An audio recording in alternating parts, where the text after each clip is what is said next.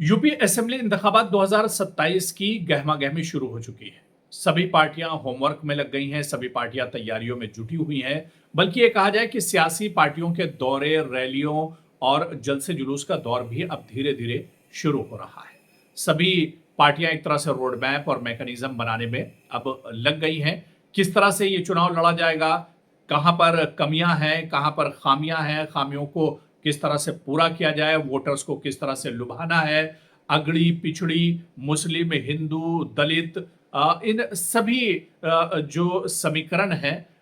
जो उन पर अब एक तरह से निगाहें दौड़ाई जा रही हैं। लेकिन इस बीच यूपी में मुस्लिम फैक्टर बहुत अहम हो जाता है। मुस्लिम वोटर्स की अहमियत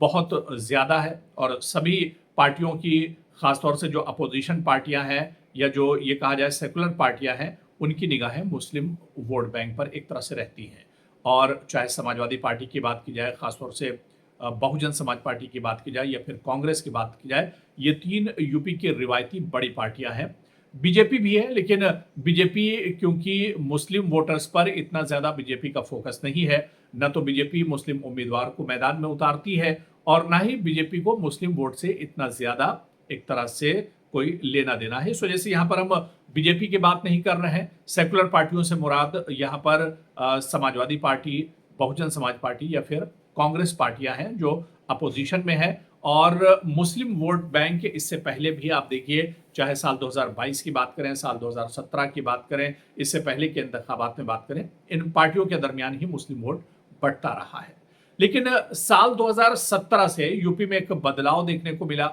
और ऑल इंडिया मजलिस इत्तेहादुल मुस्लिमीन यानी असदुद्दीन ओवैसी साहब की जमात भी यूपी के इंतखाबात में उतरी और एक बड़े जोर शोर के साथ उतरी। लेकिन साल 2027 या साल 2022 में भी एमआईएम जिस मकसद से उतरी थी, उस मकसद से कामयाब तो नहीं हुई। लेकिन इस चीज में जरूर एमआईएम को कामयाबी मिली कि उसने जो मुस्लिम हलके हैं, जहां पर मुस्लिम आबादी 50% या 50% से ज्यादा है, वहां पर एक तरह से अपनी पहुंच जरूर उसने जाहिर की और वहां तक पार्टी जरूर पहुंची है। यानी मुसलमानों के लिए एक ऑप्शन यूपी में और खुल गया। समाजवादी, बहुजन समाज पार्टी और इसके अलावा कांग्रेस के अलावा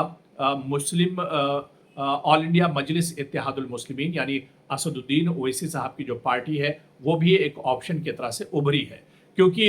अब मजलिस इत्तेहादुल मुस्लिमीन कोई नया नाम नहीं रह गया यूपी की सियासत में, बल्कि साल 2017, साल 2022 में भी ये जमात इंतखाबात में हिस्सा ले चुकी है और साल 2027 में भी पूरी मजबूती के साथ एमआईएम अभी से तैयारियों में एक तरह से जुट गई है। असदुद्दीन ओवैसी साहब के जो दौरे हैं वो भी यूपी के शुरू हो गए हैं और पिछले इंतखाबात की तरह इस बार भी जाहिर सी बात है कि एमआईएम का जो फॉर्मूला है, मुस्लिम और जो पिछड़ा दलित जो वर्ग है, ओबीसी या दलित जो समाज है, उसी पर उनका फोकस होता है और इसी फॉर्मूले पर असदुद्दीन ओवैसी एक बार फिर से मैदान में उतरे हैं और उनकी जमात उतरी हुई है। अब चुनाव कैसे लड़ेंगे, उनका रोड मैप क्या कुछ होगा, मैकेनिज्म क्या कुछ होगा, क्या कुछ उन्होंने तय किया है, ये तो आने वाले दिनों में एक तरह से तय होगा जब गहमा-गहमी और ज्यादा बढ़ेगी। किसे उम्मीदवार बनाते हैं, किसे टिकट देते हैं, क्या पिछले उम्मीदवारों को फिर से मौका मिलेगा या नए चेहरे इस बार मैदान में उतरेंगे। और इसके अलावा जो एक चीज कही जाती है कि जो मुस्लिम हल्के हैं, जहां पर मुस्लिम आबादी 50% या उससे ज्यादा है, उन्हीं पर क्योंकि एमआईएम एक तरह से दांव लगाती है और वहां पर उसके जीतने के चांसेस ज्यादा होते हैं। लेकिन जो दूसरी जमातें होती हैं वो भी इन हलकों से मुस्लिम उम्मीदवार ही उतारती हैं और ऐसे में मुस्लिम वोट तकसीम होता है। क्या इस बार मुस्लिम वोट एक बार फिर से तकसीम होगा एमआईएम के आने के बाद से, या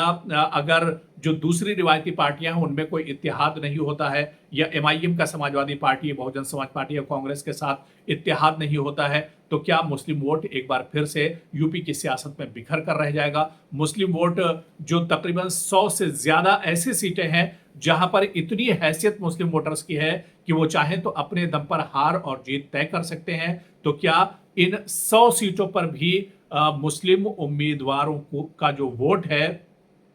मुस्लिम वोटर्स की जो हैसियत है, क्या वो भी बिखरता हुआ और बढ़ता हुआ नजर आएगा। आपको याद होगा कि पिछले इंतखाबात में रामपुर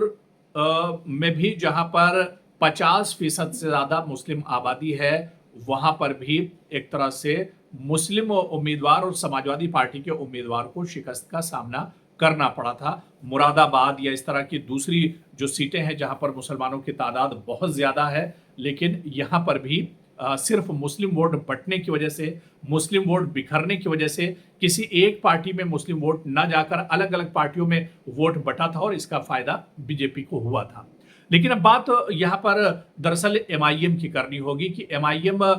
इस बार कितनी मजबूती से आ रही है और उसका रोड मैप क्या होगा, और फिर एमआईएम पर कितना एतमाद करेंगे मुस्लिम वोटर्स, ये सवाल बहुत अहम हो जाता है। हालांकि अभी से इस सवाल का जवाब देना या जवाब ढूंढना तो थोड़ा सा मुश्किल होगा, लेकिन एमआईएम को सबसे पहले अब यूपी में यह साबित करना होगा कि वो यूपी में सिर्फ वोट हासिल करने वाली जमात नहीं बल्कि जीतने वाली और इक़्तिदार में यानी हुकूमत में हिस्सेदार बनने की हैसियत से एक तरह से इन इंतखाबात में उतर रही है। साल 2022 में भी हमने देखा कि 94 नशिस्तों पर इलेक्शन लड़ने के बावजूद ऑल इंडिया मजलिस इत्तेहादुल मुस्लिमीन को एक भी सीट पर जीत हासिल नहीं हुई थी। और अब साल 2027 में अगर एमआईएम चंद मखसूस इलाकों में मजबूत तंजीम, काबिल कबूल उम्मीदवार और वसीतर समाजी इत्तेहाद बनाने में कामयाब होती है तो इसकी पोजीशन एक तरह से बदल सकती है। लेकिन क्या मुसलमान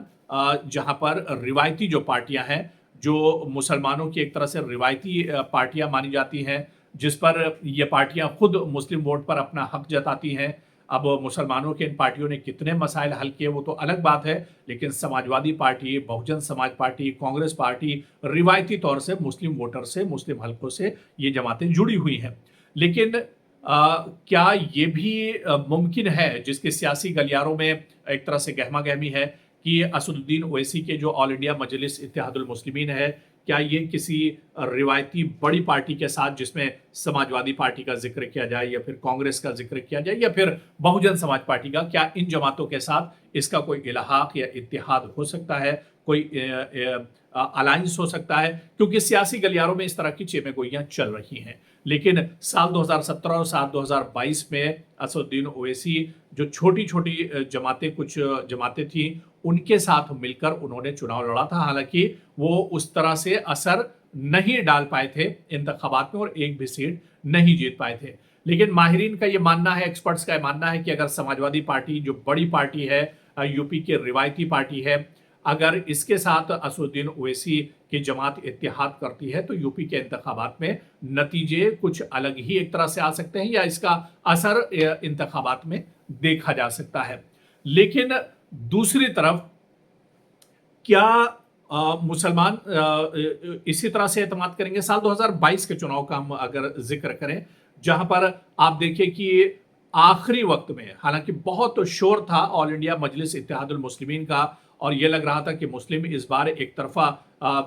वोट जो है वो एमआईएम को देने जा रहे हैं, लेकिन आखिरी वक्त में जो मुस्लिम वोटर्स थे उनका रुझान समाजवादी पार्टी की तरफ से हो गया था और समाजवादी पार्टी ने कई मुस्लिम कैंडिडेट्स एक तरह से जीत कर आए थे और समाजवादी पार्टी के का जो वोट शेयर था वो मुस्लिम वोटर्स की वजह से ही एक तरह से बढ़ा था, या उसके उम्मीदवार जो जीत कर आए थे वो मुस्लिम वोटर्स की वजह से ही ज्यादातर जीत कर आए थे।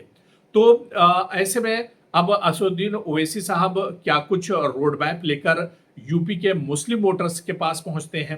क्योंकि सबसे बड़ा जो टकराव दरअसल होता है मुस्लिम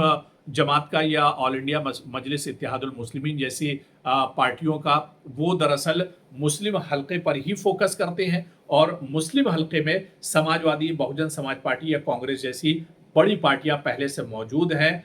जिनका एक अच्छा खासा मुस्लिम वोटर्स का जो शेयर है उनकी तरफ पहले से है। तो समाजवादी पार्टी, बहुजन समाज पार्टी और कांग्रेस की तरफ जो मुस्लिम वोटर्स हैं, क्या उन्हें खींचकर असदुद्दीन ओवैसी साहब अपने पाले में ला सकते हैं? और क्या तमाम मुसलमानों को एक साथ लेकर एक बड़ी थंपिंग जीत के साथ या फिर जितनी भी सीटों पर लड़ेंगे? हालांकि अभी ये भी नहीं साफ किया है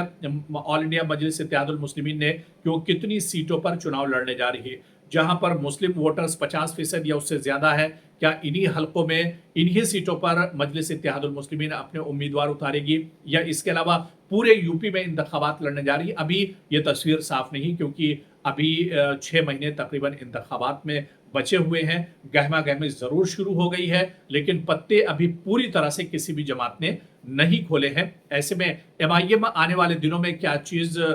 लेकर आती है, क्या कुछ रोड मैप और मैकेनिज्म तैयार करती है, किस तरह से वो यूपी के इंतखाबात में उतरेगी, उसके मुद्दे और मसाइल क्या कुछ रहेंगे, और सबसे बड़ी बात ये, क्या जो यूपी के मुस्लिम वोटर्स हैं वो एमआईएम पर भरोसा करेंगे, ये देखना आने वाले दिनों में बहुत अहम होगा।